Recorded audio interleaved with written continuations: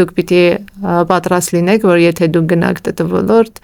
ձեր մենեջերը կարող է ձեր երեխայի տարիքի լինի։ Ես միշտ ասում եմ, եթե մարդ մաթեմատիկա գիտի, ափսոսա որ ինքը չսովորի machine learning կամ data science։ Եթե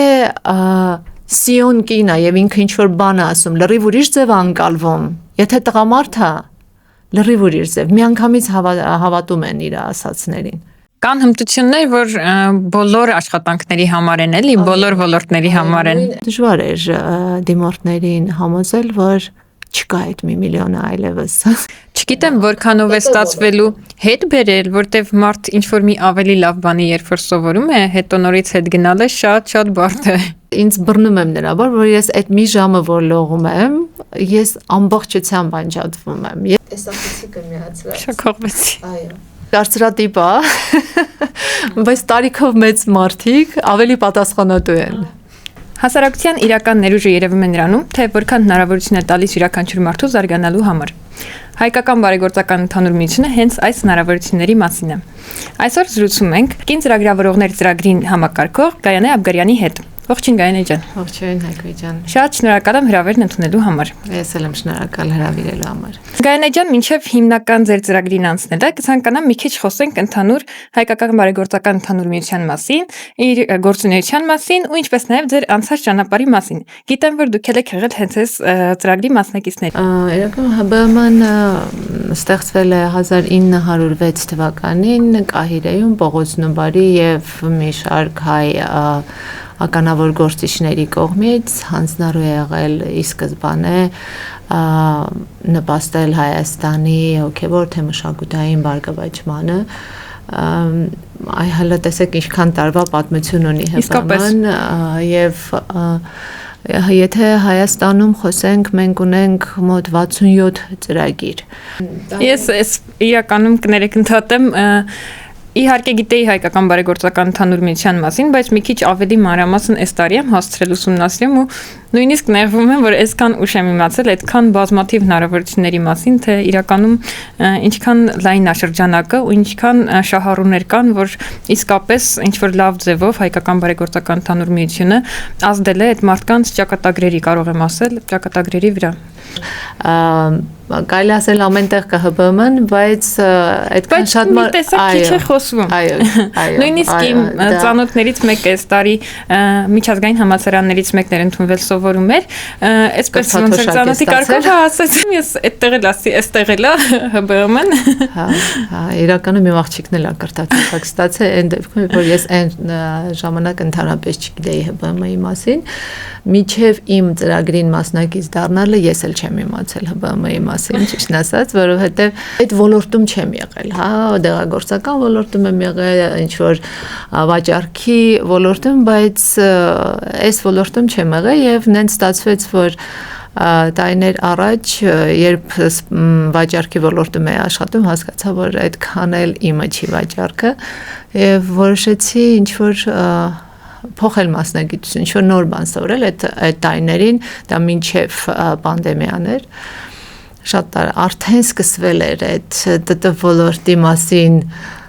գայթակղիչ լուրերը, նորությունները եւ այլն։ Ճիշտն ասած, ես էլ էի ուզում ինչ-որ մի նոր բան սովորել, այդ ժամանակ շատ տարածված էր Photoshop, Illustrator, այդ ծրագրերը, քանի որ ես նկարչությունից շատ հեռու մարդ եմ, ինձ միշտ թվացել է, որ մարդ պետք է օժտված լինի այդ տաղանդով, հնարավոր չի սովորել, այդպես եմ մտածում, բայց հիմա ոնց որ հակառակն են ապացուցում։ Որոշ բաներ այտենց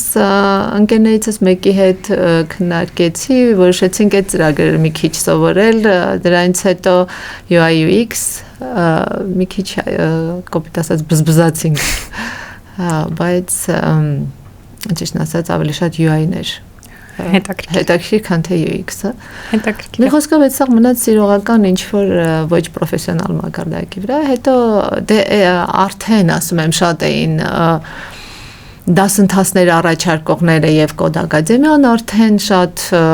ինտենսիվ աշխատում էր այդ ուղղությամբ ՏՏ ոլորտի եւ պատահաբար տեսել եմ ՀԲՄ-ի հայտարարությունը, որը կանանց համար էր, կազմակերպում դասընթացներ, 5 դասընթացեր, այնտեղ կար նաև product management, ոնց որ ուսումնասիրեցի, որոշեցի, որ այդ դասընթացին կարելի է դիմել սովորել, ոնց որ ստացվեց, ընդգրկվեցի այդ դասընթացին ու երբ արդեն մասնակցում էի, ճիշտն ասած շատ տպավորված էի, թե ինչքան թե ինչ աջակցող միջավայր էր ՀԲՄ-ում, կոնկրետ մեր դասընթացի շրջանակներում եւ ոնց որ այդ դասընթացները հիմնականում կազմակերպվում էին եւ հնարավորությունը ընձեռվում էր այն կանանց, ովքեր աշխատաշուկայից էին դուրս մնացել տարբեր պատճառներով եւ ամենակարևորն է նա, որ դասընթացի ընթացքում արդեն տեսնում էր այդ աջակցությունը այնքան էր, որ միանգամից տեսնում էիր ոնց է փոխվում մտածելակերպը դեպի, այսինքն մտածելակերպը փոխվում էր նրա ինքնավստահության, ինքնագնահատականի հանդեպ տեղից սկսած, իսկ ամենակարևոր բանը դա էր, երբ որ աշխատաշուկայից երկար տարիներ դուրս ես մնում, արդեն ոնց որ ոչ հավատում ես քո ուժերին, ոչ ինքնագնահատականը տա բավականին իջնում. Ինչ հետաքրքիր է, այնքան մարդու համար է ահավոր վախենալի է, նույնիսկ մտածել այդ ուղղությամբ, որ կարելի է մի քիչ ավելի մեծ տարիքում մասնագիտություն փոխել, մասնագիտություն փոխելով հանդերձ, հետո կարողանալ այդ նոր մասնագիտությամբ ավելի ինչ-որ լուրջ position-ների հասնել ու դա իսկապես օգտագործել, դառնա նորմալ եկամտի աղբյուր, որ դու կարողանաս քո կյանքը բավարարել։ Հա, ու այդ միանգամից ասելով, այդ ամիսների ընթացքում տեսնում ես ոնց է մարդու մոտ փոփոխությունները տեղի ունենում։ Սկսած նույնց եմ ասում ինքնավստահությունից մինչև հավատը իր ուժերին։ Ես դրա մասին էլ էի ուզում խոսել, օրինակ շատ կան կուրսեր, հիմա աչուձախ նայում ես կուրսեր են, սովորենք IT, սովորենք այդ ձեր նշած մասնագիտությունները, UI, UX եւ այլն, բազմաթիվ են հիմա մասնագիտությունները, մի քանի ամսանոց կուրսեր են, որոշները լավ է, որոշները ոչ այդքան, դա այդքան կարևոր չի, բայց կարևորն այն է, որ ստեղ հիմնականում տալիս են տեխնիկական գիտելիքներ, գնում են 3 ամիսի, թեկուզ իդեալական էլ տիրապետեն այդ տեխնիկական գիտելիքներին, բայց միևնույն է, ես հավատացած եմ, որ դա հերիք չի էլի աշխատաշուկա մտնելու համար, այդ ձեր նշած ինքնավստահությունը, որ հնարավոր է փոխանցել, շատ ավելի կարևոր է ու նաև աշխատաշուկայի պահանջներն են մի քիչ ավելի ուրիշ։ Օրինակ, շատ դեպքերում այդքան էական չի Python-ով կարվի սա, SQL-ով թե ինչով կարևոր է նա, որ մարդը այդ լոգիկաներին տիրապետի, հասկանա, դիմացինի միտքը կարողանա ընկալի ու իր օրինակ, չգիտեմ, հաշվետվություն պետք է սարքի այդ լսածին համապատասխան, սրանք մի քիչ ավելի կարևոր են։ Հիմա կխնդրեմ այդ մասը մի քիչ ավելի մանրամասն պատմեք էլի, ոնց եղավ, որ օրինակ ձեր անցած կուրսը կամ հիմա այն ինչ դուք եք ապահովում, տալիս է արդյոք էս ամեն ինչը թե չէ ու ոնց։ Հա, իրականում մինչև մասնագիտական դասընթացին անցնելը մեր մասնակիցները անպայման անցնում են soft skill-երի, այսպես կոչված հարակից հմտությունների դասընթացներ։ Դա նաև ինքնավստահության բարձրացում, այնտեղ սկսած Word, Excel-ից մինչև ֆինանսական գրագիտություն, ներկայացումներ պատրաստելու դասընթաց եւ այլ, այսինքն դրանից բացի նաև անցնում են, նաև մենք իրենց տրամադրում ենք անգլերեն լեզվի դասընթացներ, բարելավում են իրենց անգլերենի մակարդակը, քանի որ բոլորս է գիտենք, որ հիմա առանց անգլերենի մասնավորապես ՏՏ-ում հնարավոր չի նորմալ աշխատանք գտնել եւ հետո մենք իրենց համար կազմակերպում ենք նաեւ մարդկային ռեսուրսների կառավարման մասնագետի հետ հանդիպումներ, որտեղ իրենք նորից այդ փափուկ հմտությունների սեսիաներ են ունենում, իրենց CV-ները ոնց կազմեն, motivation letter-ները, cover letter-ները ոնց գրեն, ոնց իրենց հարցազրույցի ընթացքում ներկայացնեն եւ այլ, այսինքն այդ ամենը բացի իրենց տեխնիկական հմտություններից, այս բոլոր կողքի լրացուցիչ additional կուրսերը մենք իրենց նույնպես տալիս ենք։ Իսկ այս ձեր նշածը բավականին երկար էր, էլի, ինչքան է մոտավոր տևում ձեր միես կուրսը սկսվից երբ մենք մենք front-end back-end ծրագրավորման դասընթացներ էինք առաջարկում, դա 1 տարի էր, միայն տեխնիկականը իրենց։ Այսինքն միայն տեխնիկականը 1 տարի տևում էր, այսինքն այս մյուս դասընթացներն էլ հետը 1 տարուց ավելի էր։ Այս տարի չենք ունեցել ոչ front-end, ոչ back-end, որովհետև մի փոքր պահանջներն են փոխվել շուկայի։ Եթե մի քանի տարի առաջ տնտեսագիտական կրթությունով մարդը կարող էր գալ վերապատրաստվել եւ գնալ դե, հիմա հիմնականում գործատուները ուզում են, որ computer science ավարտած լինի գոնե կամ ինչ որ, չգիտեմ, գոնե շատ հարակից մոտ։ Ինչքան արագ է չէ փոփոխվում։ Հա, շատ։ Դրա համար մենք այս անգամ դժվարացել է իրանց աշխատանք գտնելը, շուկան արդեն հագեցած է, գերհագեցած է իմ կարծիքով։ Դրա համար մենք այս անգամ արդեն երկրորդ հոսքն է, որ front-end ու back-end չենք առաջարկում։ Իսկ ո՞նց է այդ ուսումնասիրությունը ոնց է տեղի ունենում, որ հասկանաք շուկայի ուսումնասիրություն է կատարվում, նաև մենք ենք անում թե տեղական շուկայի, թե արտասահմանյան եւ մեր գործընկեր կազմակերպությունները նույնպես, ովքեր կրթական մասն են ապահովում դասընթացների, իրենք նույնպես են շուկայի ուսումնասիրություն անում, ամեն հոսքից առաջ կատարվում է շուկայի ուսումնասիրություն, որպեսզի հասկանանք ինչ դասընթացներ ենք առաջարկելու։ Վերջինը երևի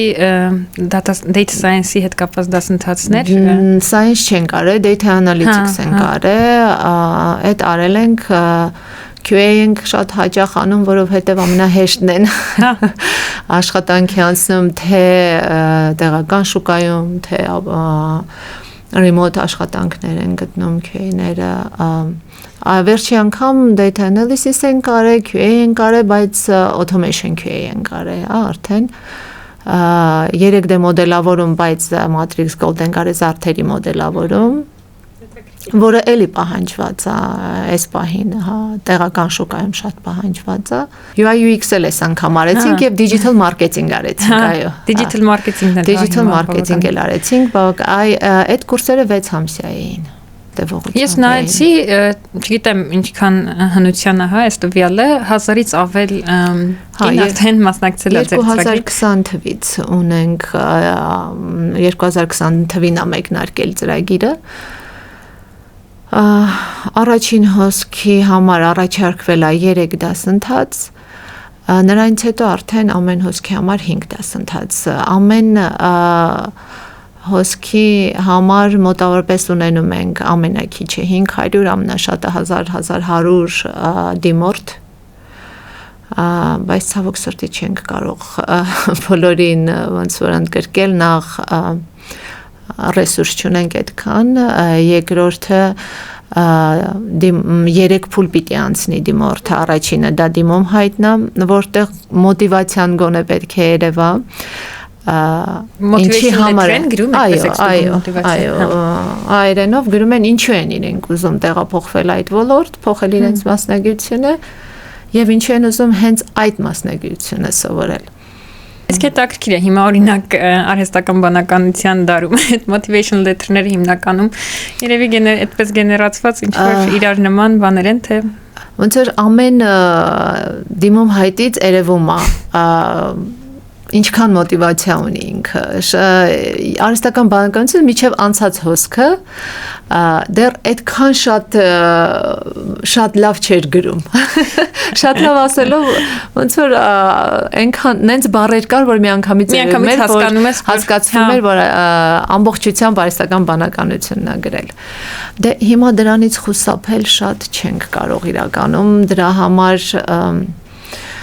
լավ կլինի, որ անգամ եթե արհեստական բանականության օգնությամբ գրեն, գոնե մի փոքր աշխատեն այդ գրածի վրա։ Ես օրինակ դեմ չեմ արհեստական բանականություն օգտագործել, ուղղակի սեփական միտքը, եթե զուտ արհեստական բանականության միջոցով ինչ-որ սիրուն ձևակերպենք, այդ դրա վրա աշխատենք, դա շատ լավ է նույնիսկ էլի օգտագործել, հիմա չարժի չօգտագործել, բայց եթե ուղղակի ինքը քո փոխարեն պետք է գրի, դա լավ չի։ Այո, դե իրականում ինչ որ prompt-եր պիտի տաս, որ ինքը գրի, հա, իհարկե, դա առանձին մասնագիտություն։ Այդքան, այո, այդքան ավելի լավ կգրի։ Բայց բացի դրանից կախված դասընթացից իհարկե անպայման անցնում են մի հատ էլ 3 փուլ, երկրորդ փուլը կարող է լինել մաթեմատիկական տեստ, որը տեղում են գալիս գրում, այսինքն արհեստական բանականությունը չի կարող իրենց տեղը գրել եւ մեկ ուրիշը չի կարող լրացնել այդ թեստը իրենց փոխարեն,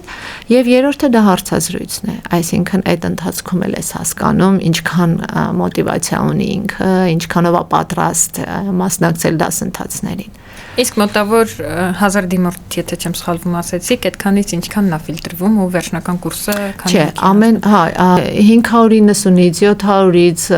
մոտավորապես միջև 6-րդ հոսք ունեցել ենք 75 մարդ ընդամենը, դրանից հետո 100 եւ մենակ 7-րդ հոսքի համար 150, մոտավորապես 10%։ Իսկ վերջում ոնց եք հասկանում ծրագիրը հաջողված էր թե հաջողված չէ։ Ինչ որ մետրիկաներ ունեք այդ չափելու համար։ Հա, ունենք մետրիկաներ, նախ ծրագրի դասընթացների ընթացքում իրենք ունենում են միջանկյալ եւ քննություններ եւ ինչ որ պրեզենտացիաներ են անում եւ դասախոսը անպայման գնահատում է իրենց։ Բոլորը չէ որ ստանում են ավարտական սերտիֆիկատներ, կան մասնակիցներ, ովքեր ստանում են ուղղակի մասնակցության սերտիֆիկատ։ Իսկ օրինակ ինչ որ ձեր մտքում էլի շեմ ունեք, որ այսքան պետք է լինի գերազանցիկության սերտիֆիկատները, որ մտածեմ, որ լավ էր։ Այս ծրագիրը լավն էր, կամ ուսանողները լավն էին։ Դասընթացի երևի սկզբից երևի մի ամիս հետո արդեն պարզալինում մոտավորապես ինչ խումբ է հավաքվել, հիմնականում շատ լավ մասնակիցներ են ունենում։ Ես ինքս շատ տպավորված էի, մի անգամ եմ առիթ ունեցել տեսնել, իսկապես տպավորված էի։ Data analysis-ի խմբի երեխեքը մեկը մյուսից լավն էին, աղջիկները շատ, ու շատ հետաքրքիր էր, որ հենց այդ խմբի մասնակիցներն էին, որ հստակ գիտեին, որ իրանք data analysis են ուզում սովորել։ Շատ դեպքերում, երբ որ մասնագիտությունը փոխում են, պատահելա, որ ասել են, իսկ դուք ինչ եք կարծում ինձ, որը ավելի շատ կսազի իմ գիտելիքներին եւ այլը, բայց իրանք հստակ գիտեին, որ իրանք data էին ուզում։ Հետաքրքիր է շատ։ Հա, շատ լավ խումբ էր իրականում, մենք շատ գերազանցիկներ ունեինք այդ խմբում, հիմա չեմ կարող հստակ ասել թիվը, որովհետեւ չեմ հիշում, բայց շատ Իսկ ինչու էին հենց հստակ data ուզում, ինչ որ պատասխան կա, որ ֆիքսվել է կհիշեք։ Չէ, երևի թե ուղղակի որ ասում էինք, իսկ եթե data-ում տեղ չլինի, դուք կարող եք ուզեք ենթադրեն QA սովորել, ոչ մեկը չասեց հա։ Չէ, ես հստակ data եմ ուզում, որովհետև ինձ այդ ուղղությունն է ամենահետաքրքիրը։ Որտեվ երբ որ ես էի ընտրում data սովորել, էլի պետքա մագիստրատուրա ընդունվեի նոր, իմ բակալավրը ավարտելուց մի քանի տարի հետո եմ էլ հետ որոշումը կայացրել, այնպես չի միանգամից որոշեցի։ Դե այդ ընթացքում էլի կային հնարավորություններ ուղղակի ծրագրավորում սովորելու կամ ինչ որ ուրիշ մասնագիտություն, բայց ես էլ հստակ գիտեի, որ ես data եմ ուզում, չգիտեմ ինչի։ Data-ից ուրեմն չգիտեմ ինչի։ Բայց գիտեի, որ այդ եմ ուզում։ Հա, հստակ գիտեն, որ այդ փաստորեն իմ մեջ չի։ Իրանց դա է հետաքրքիր։ Իրականում ես որ սենց նայում եմ, հիմնականում մաթեմատիկական բեքգրաունդ ունեին։ Data-ի աղջիկները մեր հիմնականում մաթեմատիկական բեքգրաունդով աղջիկներ էին, դրա համար երևի ավելի շատ data էին ուզում։ Ես միշտ ասում եմ, եթե մարդ մաթեմատիկա գիտի, ափսոս է, որ ինքը չսովորի machine learning կամ data science, իրոք ափսոս է։ Հա։ Իրանք հստակ գիտեին, որ այդ էին ուզում։ Դիմորդների տարածքային բաշխվածությունը ինչպես է Հայաստանում, հիմնականում Երևանից են դիմում, թե օրինակ մարզերից էլ։ Չէ, ամբողջ Հայաստանից են դիմողները եւ մենք աշխատում ենք նախապատվությունը տանք մարզերի դիմողներին, քանի որ դասընթացները հեռավար են։ Իհարկե կախված դասընթացից իրենք ամիսը 1-2 անգամ այդ արդեն դասախոսն է որոշում ավելի շուտ, եթե կան այնց թեմա, որ պիտի պարտադիր իրանք ներկալնեն կամ ինչ որ workshop-ա, որ պիտի իրանք կան, պիտի գան։ այդ իրան գիտեն հայտարարության մեջ անպայման նշում ենք, որ հիբրիդային է լինելու ճիշտ է։ Միայն այս անգամ միայն UI UX-ը եւ digital marketing-ներ, որ իրանք պարտադիր մի օր պիտի գնային։ Դրա համար մենք հիմնականում առաջնահերթությունը իսկապես տալիս ենք մարզերից դիմող կանանց։ Ես կարամ ասեմ, որ մեր մոտ 46%-ը, եթե ես չեմ սխալվում, 40-ից ավել մարզերից ունենք մասնակիցներ, կա մարզեր, որ շատ ակտիվ են, կա մարզ, որ օրինակ Վայոց ձորը շատ պասիվ է։ Այստեղ ինձ թվում է մի քիչ բնակչության այդ քանակն էլ կապ ունի, բայց միգուցե ինչքան բնակչությունը շատ, այնքան դիմորդներն էլ էլի ավելի շատ կլինեն։ Միգուցե, բայց չգիտեմ, մենք իրականում երբ որ մեր հայտարարությունը արդեն մեր սոցիալական կայքերում տեղադրում ենք, բոլոր մարզպետարաններին ուղարկում ենք, որպեսզի իրանք իրենց համայնքապետարաններում եւ այլը տարածեն, որպեսզի հնարավորինս շատ մարզերից կանայք կարողանան դիմել։ Իսկ հետևողական եք այդ process-ին, թե արդյոք մարզպետարանը իր գործն արեց, թե չէ էլի։ Հետևողական ենք այնքանով, որ իրենք ասում են մենք մեր էջում դրել ենք, այդքանը մենք տեսնում ենք։ Կան մարզպետարաններ, որ անմիջապես իրենց էջում են դնում, կան մարզպետարաններ, որ իրենց սոցիալական էջերում են դնում, արդեն մենք չենք կարող ստիպել ոնց որ որտեղ կդնեն մոտիվացիայի հարցն է, ինչքան մոտիվացված։ Կարևորը իրենք տարածեն։ Ծրագրից հետո արդեն հաջորդ փուլերին դուք էլի շարունակում եք աջակցել ուսանողներին, թե չէ, ու արդյոք այս ռեյթերն էլ եք էլի չափում, թե օրինակ ինչքան մասը արմցավ աշխատանքի, եկամուտը ինչքան է, այս մասին ուշադիր լինում եք, թե չէ։ Այո, անպայման ծրագրից հետո 3 ամիս հետո 6 ամիս հետո անպայման գնահատում ենք անցկացնում, որպեսզի հասկանանք ինչքանով է փոխվել իրանց կյանքը ծրագրից հետո, արդյոք իրենք աշխատանք գտել են, արդյոք գտել են իրենց մասնագիտությամբ, թե ոչ, այն մասնագիտությամբ, որ մեր մոտ մասնագիտացումը որ սովորել են։ Հիմա շատ ենք աջակցում։ Երբ նոր էր ծրագիրը եւ շուկան լավ վիճակում էր եւ այսքան գերհագեցած չէր, պահանջը շատ էր մասնագետների, մեր աջակցության կարիքը չունեին իրենք։ Ավարտելուց ընթացքից արդեն իրենք աշխատանք էին գտնում։ Հիմա կա այդ խնդիրը, ինչ խոսք։ Եթե առաջ 70% միանգամից employment rate ունեինք, այսինքն աշխատանք էին անցնում ավարտելուց հետո, հիմա մի փոքր իջել է այդ։ Մենք ինչ որոշեցինք անել, որոշեցինք internship-ի հնարավորություն ընձեռել իրենց, այսինքն գործընկեր կազմակերպությունների հետ պայմանավորվեցինք, որ ամեն մի խմբից գոնե 4-5 հոգի կարողանա internship անցնի, այսինքն real պրոյեկտի վրա աշխատի։ Անգամ եթե հետո իրեն այդ կազմակերպությունը չի վերցնում որպես աշխատող, որպես սկսնակ աշխատող, դա այնքանով է իրանց համար լավ, որ իրանք ռեալ գործընթացներին են ծանոթանում, աշխատում են թիմում, իրանց հաղորդակցման հմտություններն է բարելավում, իրանք թիմային աշխատանքն են տեսնում ոնց է կատարվում եւ այլն, հա, հենց ՏՏ ոլորտում իրականում մեր մոտ, քանի որ մենք ուսանողներ չէինք վերցնում, ուզում էինք հնարավորություն ընձեռել են կանանց, ովքեր իսկապես կարիք ունեն, դե ուսանողը դեռ սովորում է եւ ամեն ինչ արժևում է դեռ։ Իսկ այն կանայք, ովքեր արդեն ինչ-ինչ պատճառներով դուրս են մնացել աշխատաշուկայից, իրանք մեր կարիքը ավելի շատ ունեն։ Դրա համար իրանք դուրս են մնացել աշխատաշուկայից, ճիշտ է, բայց այնպես չի, որ իրանք ընդհանրապես չեն աշխատել, հա, իրանք իրանց ուսերի հետևում ինչ որ տարիների փորձ ունեն։ Այսինքն, հա, իրանք լրիվ սկսնակ չեն եւ իրանք այդ ավելի հեշտ են ինտեգրվում այդ աշխատանքային միջավայրում, քան նոր ավարտ ուսանողը։ Որոշ բաներ իրանք արդեն գիտեն իրանց նախկին աշխատատեղից, հա։ Կան հմտություններ, որ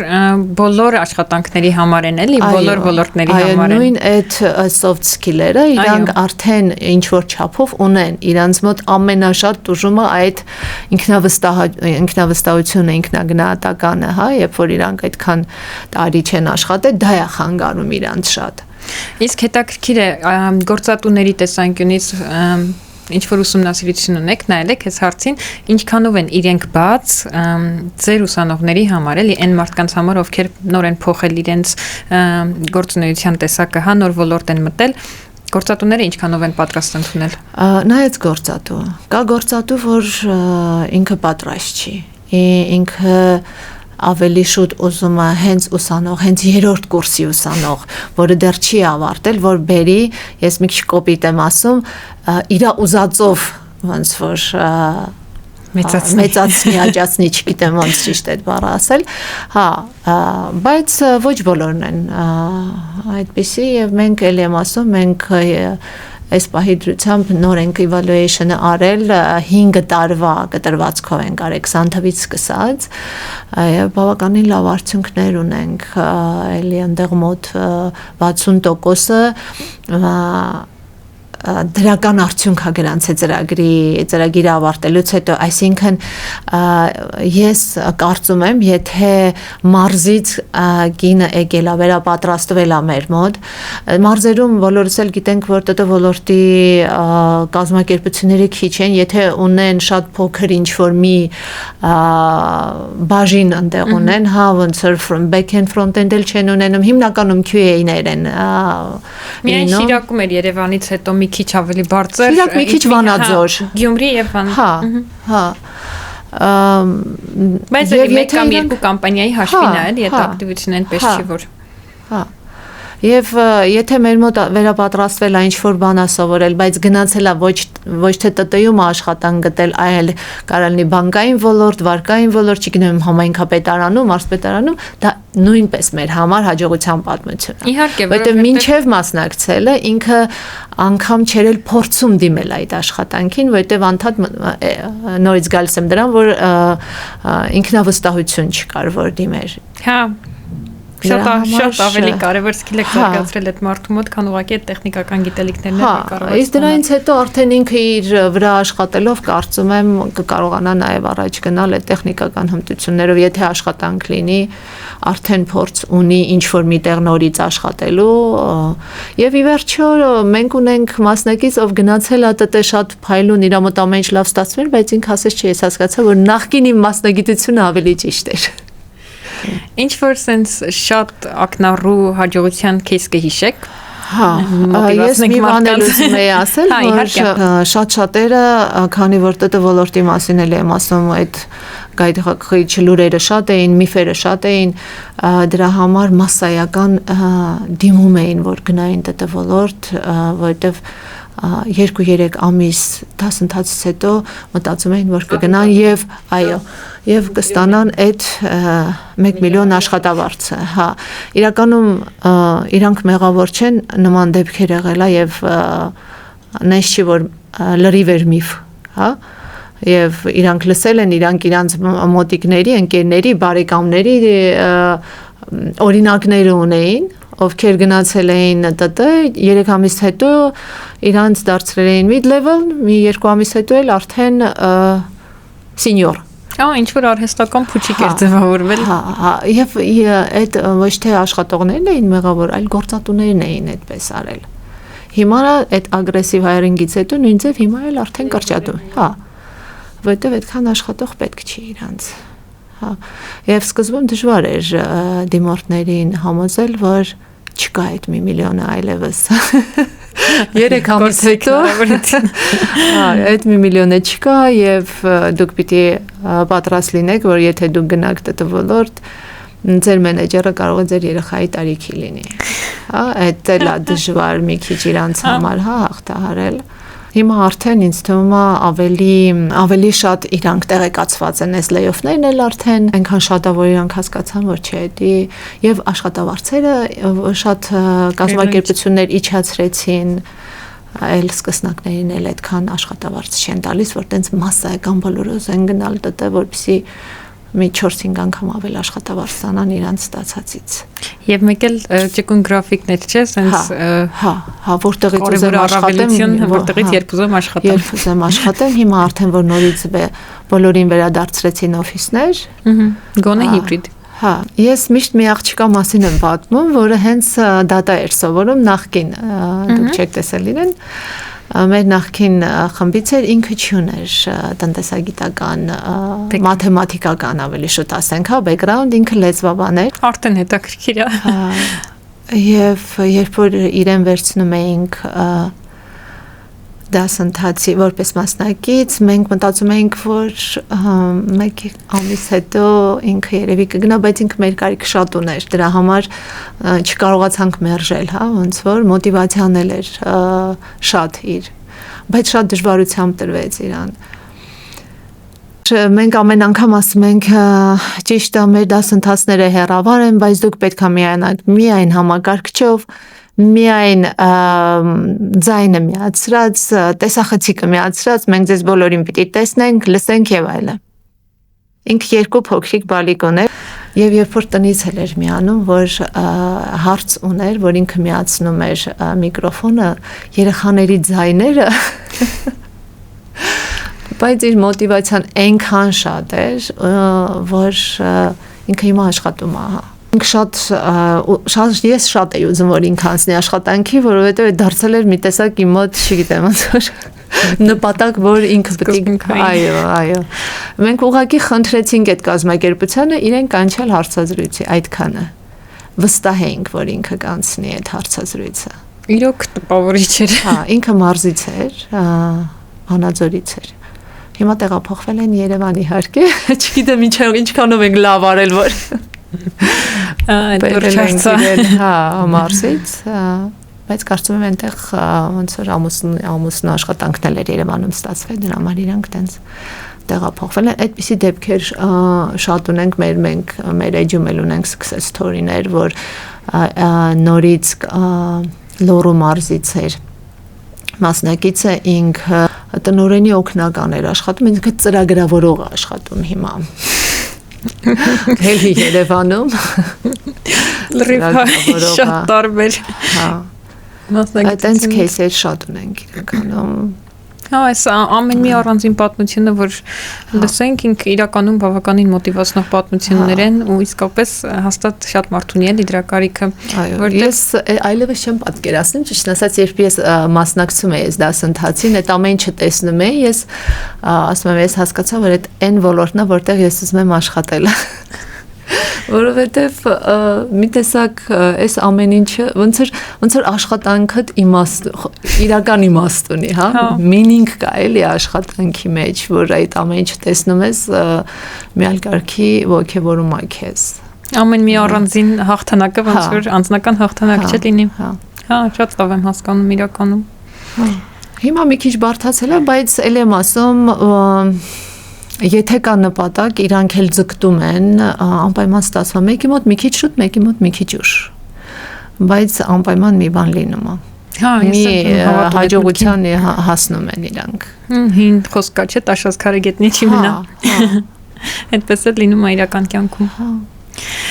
Ես երեք վիճակագրություն էի նայում ու տեսա, որ IT ոլորտի աշխատողների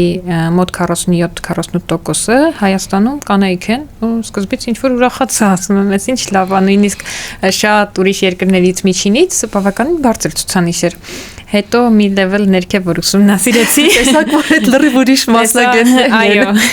IT ոլորտի ինչպես սպասարկման մասնագետներ ու ընդամենը տեխնիկական սկիլերով եթե նայենք, ընդամենը 15%-ներ, որ իրականում կանայք էին։ Դե դրա դեմ ոչինչ անել չեն կարող, կարծրատիպերը կան, որ անալիտիկ մտածելակերպ տղաները ունեն եւ գործատուները նույնպես ավելի շատ ուզում են տղաների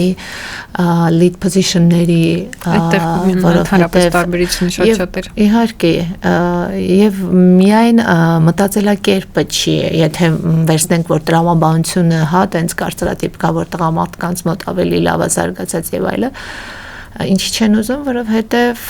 մտածում եմ, որ կինա, երեխաներ կունենա եւ այլն, հա, այդ ամեն ինչից ելնելով։ Բայց հիմա նույնիսկ դա է փոխվել։ Օրինակ, այդ նույն remote աշխատելու հնարավորություն,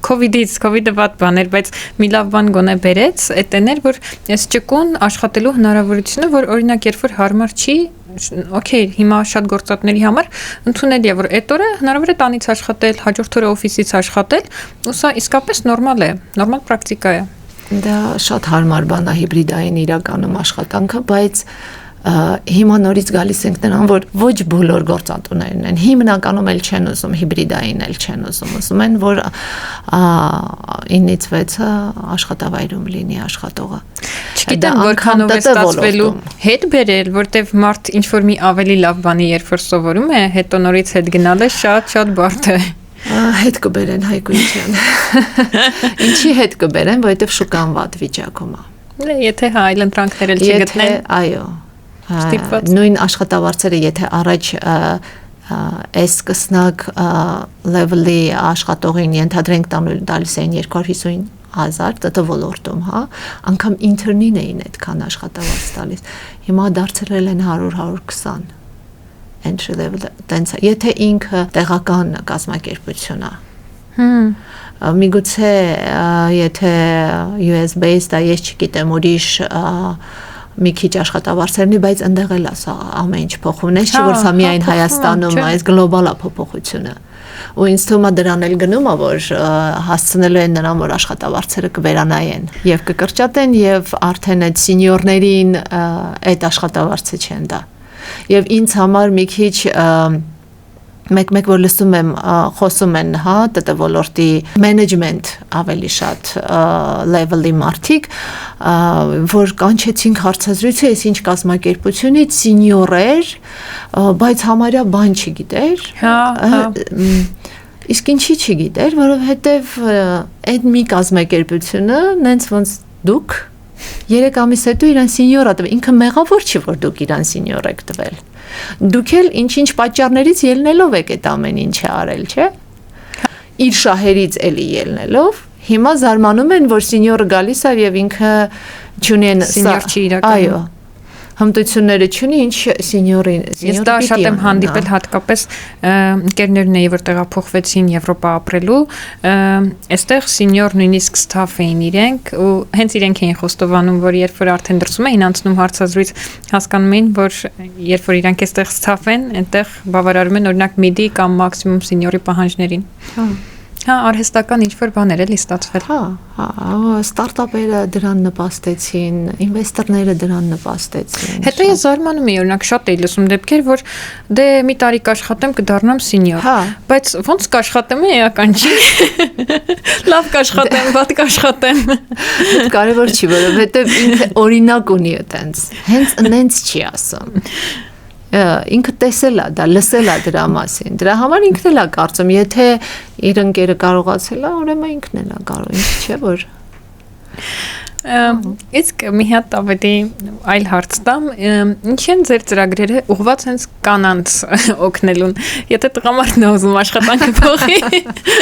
ինչի՞ չեք օգնում։ Իրականում սա կանանց հզորացման նախաձեռնություն ունի, հա, ՀԲՄ-ն, այո, Empower Her, եւ այդ նախաձեռնության ներքո են կին ձեռներեցները, կին ծրագրավորողները։ Մենք հիմա նոր ծրագիր ենք ունենալու, սովորիր եւ վաստակիր։ Իրականում այդ ծրագիրը Արցախում է եղել, սովորիր վաստակիր Արցախ։ Հիմա հասկանալի պատճառներով դառնալու է սովորիր եւ վաստակիր Հայաստան։ Այնտեղ նաեւ տղաներ են լինելու, այնպես որ մի անհանգստացեք տղաների։ Իրականում ինչ էինք ուզում ենք ոնց որ վերադարձնել կանանց աշխատաշուկա, ներգրավվածությունը իրենց բարձրացնել աշխատաշուկայում։ Դա է եղել հիմնական նպատակը, որ հենց կանանց համար ենք կազմակերպել այս ամենը, որովհետև իրականում իրենք են խոցելի խումբ եղել, հա, եթե ինքը երեխա ունենալու պատճառով է դուրս մնացել, դե տղամարդը աշխատել է, իսկ ինքը երեխաներին է մեծացրել եւ հիմա կանգնել է ինչ որ մի խնդրի առաջ, որ ինքը չի կարող այլևս աշխատանք գտնի։ Կամ չի ուզում այլևս գնալ իր հին աշխատանքի, որովհետև ծախսերն է մեծացել, տուն տեղ երեխա կիսր կեսարար եւ հիպոթեկային վարկ։ Աշխատավարձերի դատա, չգիտեմ, երբևէ ուսումնասիրել եք թե չէ, այնքան ակնհայտ է այդ տարբերությունը, որ ինչ տղամարդը ավելի նույն position-ի, հա։ Հա, միանշանակ ու հատկապես ինչ որ տարիքից հետո 20-30-ից հետո ակնհայտ միանգամից տարբերվում է տղամարդկանց եւ կանանց աշխատավարձերը, որտեղ կանայք հետ են մնում արդեն ֆիզարցակուրդ եւ այլն, Հետո էլ եթե նույնիսկ հետ են վերադառնում աշխատանքի, վերադառնում են իրենց նախկին աշխատավարձով, իսկ այդ ընթացքում տղամարդը իրականում գրանցել է աշխատավարձի բավականին աճ։ Դրա համար ուզում ենք իսկ դուք ինքներդ հավատացած եք այդ մտքին, որ պետք է էլի կանանց օգնել ու այդ անհավասարությունը իսկապես առկա է։ Հա, իհարկե առկա է։ Ես ամեն անգամ զարմանում եմ, որ ասում են մեր մոտ տենց բան չկա։ Եթե դուք մի կազմակերպությունում եք, որ տենց բան չկա, միգուցե եւ չնայած ես շատ եմ կասկածում, ես կասկածում եմ ընդհանրապես, որ տենց կազմակերպություն կա, որտեղ է դա չկա։ Եվ ոչ միայն Հայաստանում։ Եթե սիոն կինա եւ ինքը ինչ-որ բան է ասում, լրիվ ուրիշ ձև անկալվում, եթե տղամարդ է, լրիվ ուրիշ ձև, միանգամից հավատում են իր ասածներին։ Այդ միայն Հայաստանում չի, գլոբալ խնդիր է դա։ Ինչքան էլ եկել ենք, ասել ենք ինչ-որ միտեղ բարելավել ենք իհարկե, այդ որ դուք ասում եք 47%, Կոդ ակադեմիան էր ոնց որ, չէ, report research արել, ինքը ամեն տարի ունենում է այդ report-ը, ես էլ եմ հետևում այդ report-ին իրականում, ու ամեն տարի մի քիչ փոփոխություն կա, ինչը շատ ողջունելի է, այո։ Եվ այդ ոչ միայն նրանից է, որ մենք սովորացրեցինք գինեկով, այլ կանայք են արդեն դարձել ավելի նպատակասլաց, ավելի պայքարող, չգիտեմ, հենց շատ կանայք ինչ որ ուրիշ ձևեր են գտնում, ենթադրենք, նույն աշխատանքի անցնելու թեկուզ կես դրույքով երկար չեն մնում, չգիտեմ ինչքանով է դա լավ, երբ որ դու երկար չես մնում, երբ որ երեխա ես ունենում։ Հա, բայց շատ երկկողմանի ամեն ինչ ունենք, եւ լավ է եւ վատ։ Հա։ Դե ոնց որ ինչ անեն, եթե դա է միակ ձևը։ Դուք ինչ խորհուրդ կտաք, այսքան մի քանի արդեն կուրսեր ղեկավարելուց, համակարգելուց հետո, ինչպես դառնան մարդիկ ձեր ծրագրի շահառու, ինչ հատկապես իրենց պետք է անել դրա համար։ Ամենակարևորը մոտիվացիան է։ Եթե կա մոտիվացիա, ամեն ինչ հնարավոր է սովորել, ամեն դժվարությունների մեջով անցնել։ Եթե իսկապես մի երկու հատ դիմումի մասին կարող եմ պատմել, երբ որ այդ ամենահետաքրքիր պահն է իրականում, չնայած շատ դիմումները եւ մենք հատ կարդում ենք, սկզբում երևի իրանց թվում էր, որ մենք չենք կարդում իրենց դիմումները, բայց որոշներին այդ դիմումները սախ տպում էինք, հետո ծրագրի վերջում սիրուն սենց լենտայով կապում տալիս էինք իրանց որ իրանք տեսնեն, թե ոնց ինչ դիմում են իրենք լրացրել ծրագրին էլի։ Այս բան որ լրացնեին, լրիվուրից ձև չեք լրացնեին։ Իհարկե, բայց շատ անկեղծ դիմումներ էլ ենք ունենում։ Մի անգամ ինձ համար ամենազարմանալին է նա, երբ որ բժիշկներն են դիմում, որտեվ իմ համար այդ մասնագիտությունը ամենահետաքրքիր եւ միշտ զարգացող եւ հորիզոնը, չգիտեմ, եսի միջև ուր է, չէ։ Ատամնաբուժեր գրել էր զզվել եմ մարդկացից։ Ուզում եմ նստել իմ համակարգչի առաջ եւ ոչ մեկ երես չտեսնել։ Շատ լավներ։ Հա, կա որ գրում են ինչու եք ուզում տեղափոխվել ՏՏ ոլորտ, ուզում եմ լավ ապրել։ Այդքան։ Մի նախադասությամբ։ Տենցնել եւ կան շատ լավ դիմումներ, որ միանգամից երևում է մոտիվացիան ինչքանով է։ Հիմնականում հարցազրույցի էլ որ կանչում ես, միանգամից երևում է ինքը ինչքանով է ուսումնասիրել, գիտի ինչ է ուզում, լիքը էլ եմ ասում research արել, այդ մասնագիտության մասին շատ բան գիտի, հասկացել է, որ այդ Իրանն է, ինչ որ վիդեո դասեր ա, on-line որոշ կուրսեր ա վերցրել եւ այլը, հիմա ինքը մենթորի կարիք ունի։ Այնպես որ ամենակարևորը մոտիվացիան է, որ ասում են երազանքն է, եթե դա իսկապես իրանց երազանքն է, ապա պարտադիր պետք է դիմել սովորել։ Ես գիտեմ, որ տարիքային սահմանափակում չունեք։ Իսկ հետաքրքիր է աշխատելով տարբեր տարիքի մարդկանց հետ տարբերություններ շատ եք նկատում մտածելակերպերի մեջ։ Հիմա որ ասեմ, կասեք կարծրատիպ է,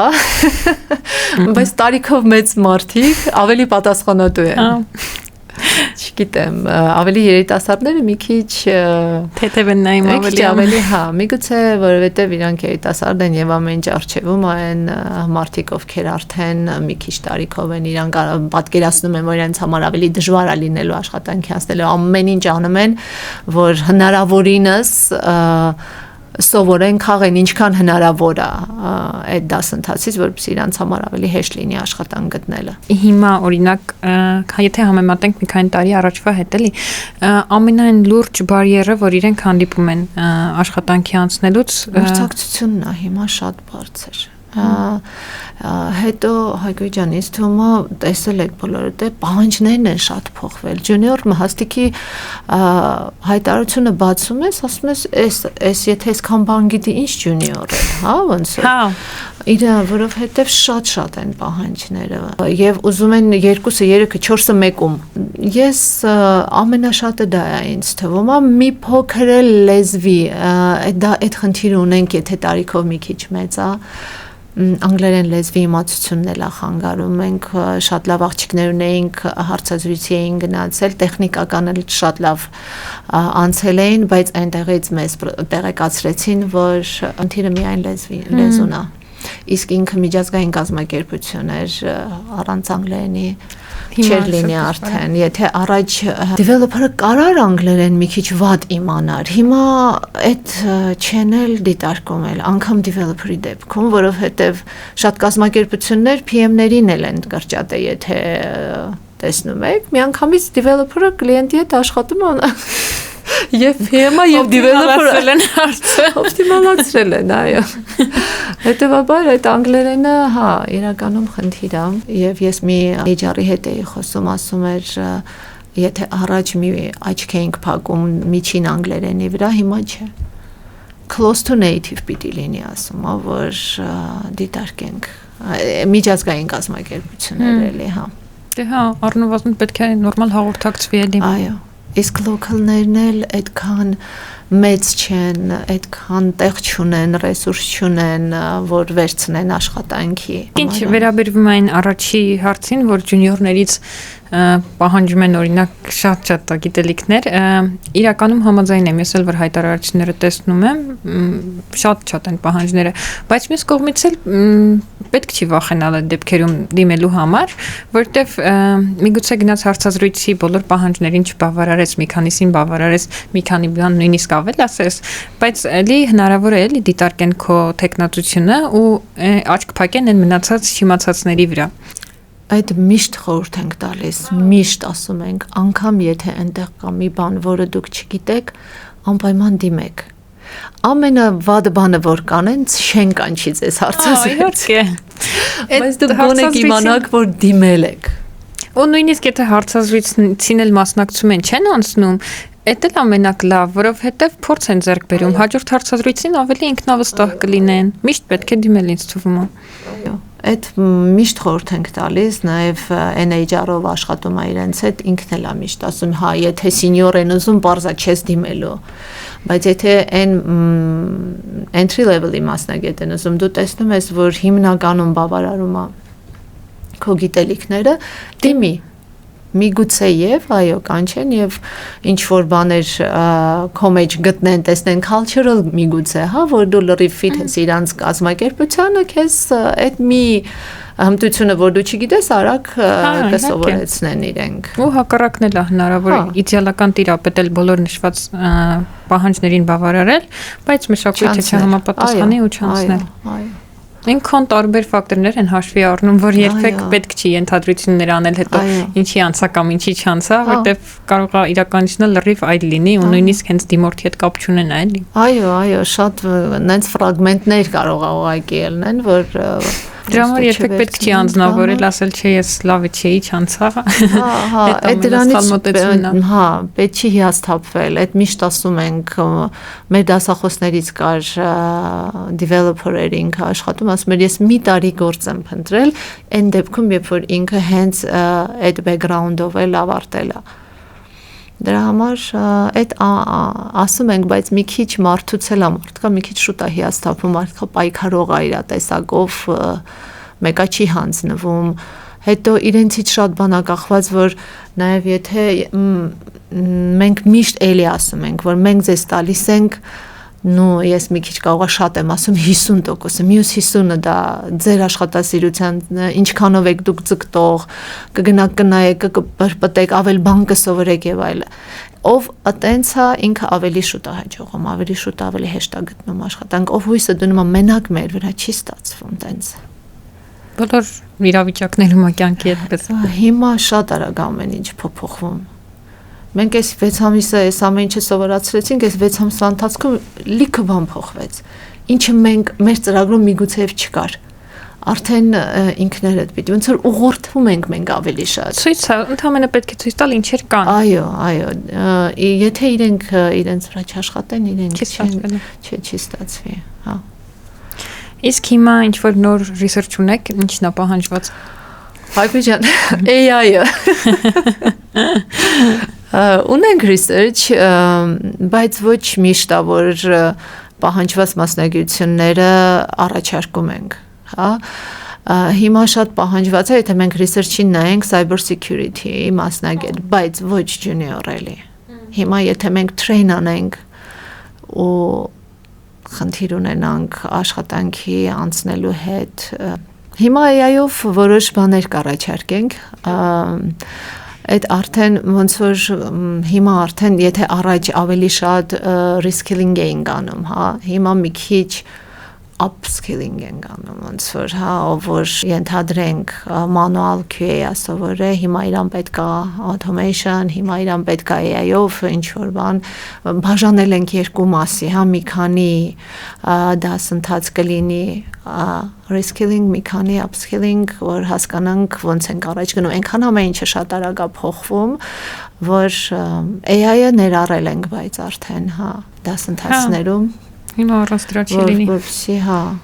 մի քիչ ավելի հեշտացնենք իրենց աշխատանք գտնելը կամ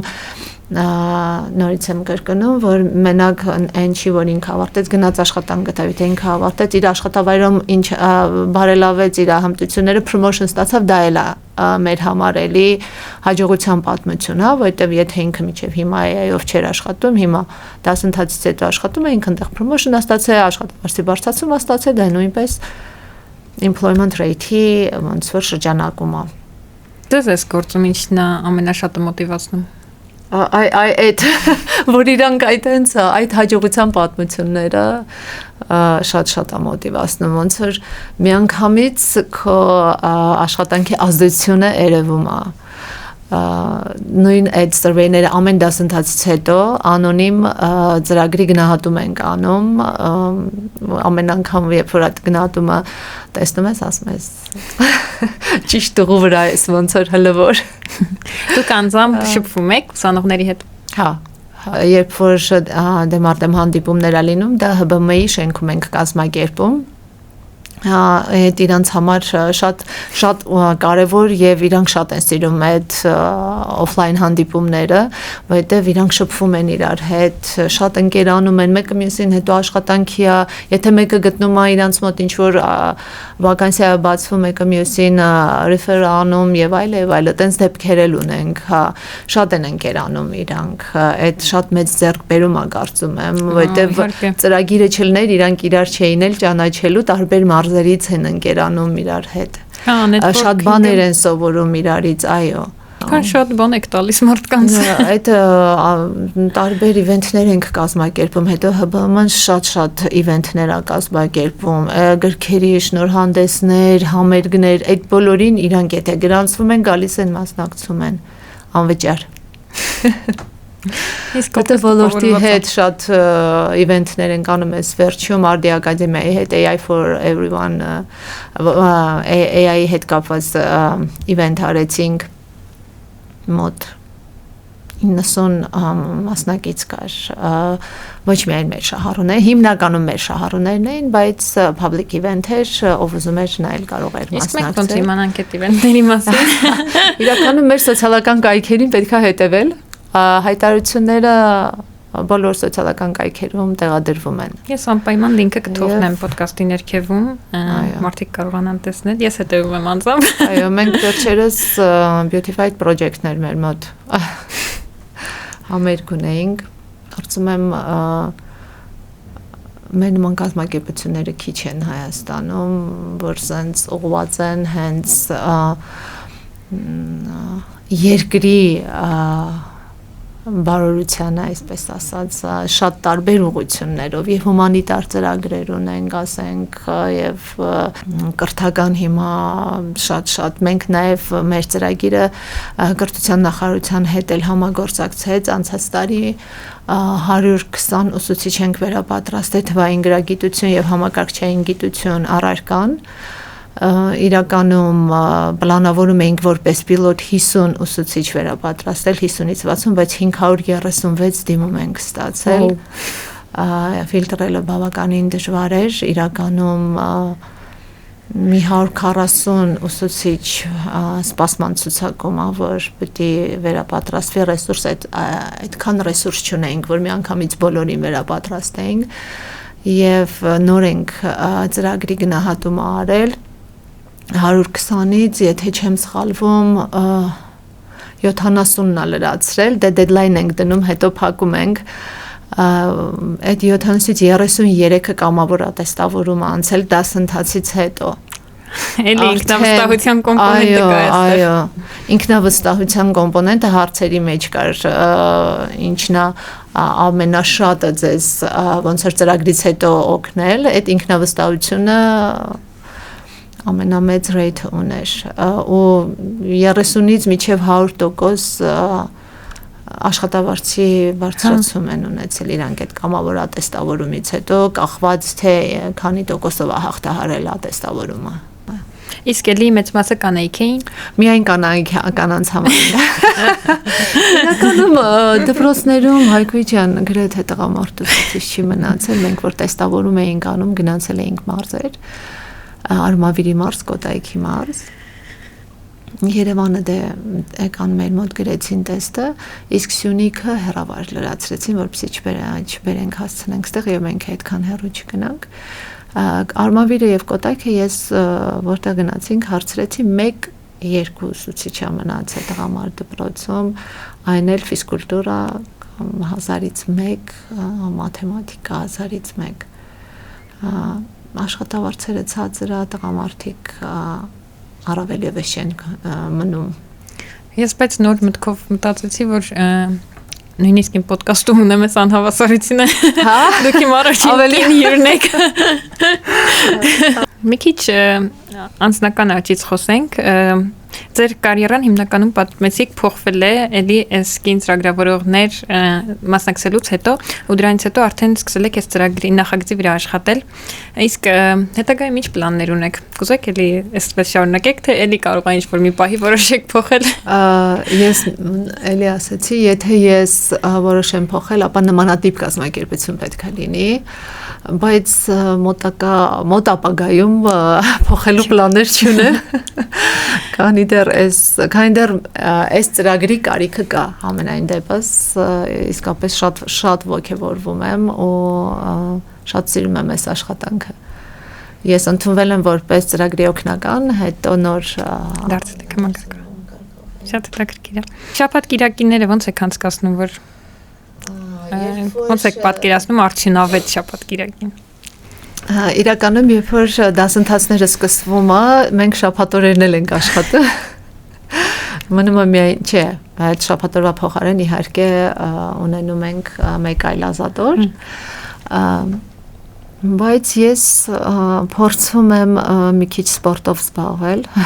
Ես այդ ուզում եի ասեի, երբ որ ես ձեզ տեսա մարզասրահում, այնքան ուրախացա չեք պատկերացնի, ասում եմ, փաստորեն ամեն ինչ ճիշտ է։ Փորձում եմ ամենայն դեպս գնալ լողի, ինչքան հնարավոր է, շաբաթը գոնե 2 անգամ գնում եմ ուղղակի ես քաղաքից դուրս եմ ապրում եւ մի քիչ հետելահեռու ինձ համար այդ սպորտային ակումբները բավականին դե քաղաքի մեջ են հիմնականում, բայց շաբաթը 2 անգամ փորձում եմ գնալ, շատ կուզեի իրականում ինչ-որ ձեռքի աշխատանքի գնալ, որտեվ իմ կարծիքով ոնց ձեռքի աշխատանքն է հանգստացնում, ոչ մի ուրիշ բան չի հանգստացնում, մի բան մտածում էի կավագործության գնալ, Հա, հիմա ինչ որ տարածվել է ահագին։ Դա էլ բան տրենդային դարձել։ Հա, հիմա ոնց որ մտքա փոխվեցի։ Բայց ինչ որ մի տենց բանի, հա, ուզում եմ անպայման մի ուրիշ ինչ որ հոբի էլ ունենալ։ Ես այնքան կարևորում եմ այդ հոբիի արկայությունը ամեն մարդու կյանքում։ Երբ որ մարդ օրինակ դուք ասում եք այդ ինձ հանգստացնում է, չէ՞, իհարկե մեկ ուրիշին կարող է այդ չի ուրիշն է, բայց կարևորը որ գտնենք ամեն մեկս մեր համար այդ զբաղմունքը։ Այո, այդ շատ կարևոր է առանց դրա։ Հա, հնարավոր չի։ Ճամփորդելն էլ է շատ լավ, մի քիչ ծախսերի հետ է կապված։ Հիմա շնեցի այս low cost-երը էլի հնարություն են մի քիչ փրկում են։ Հա։ Ինչով է ձեզ օգնում սպորտը օրինակ, ձեզ ինչով է օգնում։ Ճիշտն ասած ես անընդհատ ինձ բռնում եմ նրա, որ ես այդ մի ժամը որ լողում եմ, ես ամբողջությամբ անջատվում եմ։ Ես դաժե ուզում եմ հիշեմ այդ լողալու ընթացքում ես ինչի մասին էի մտածում, երևի ոչինչի։ Երևի մենակ հաշվում եմ ինչքան եղա։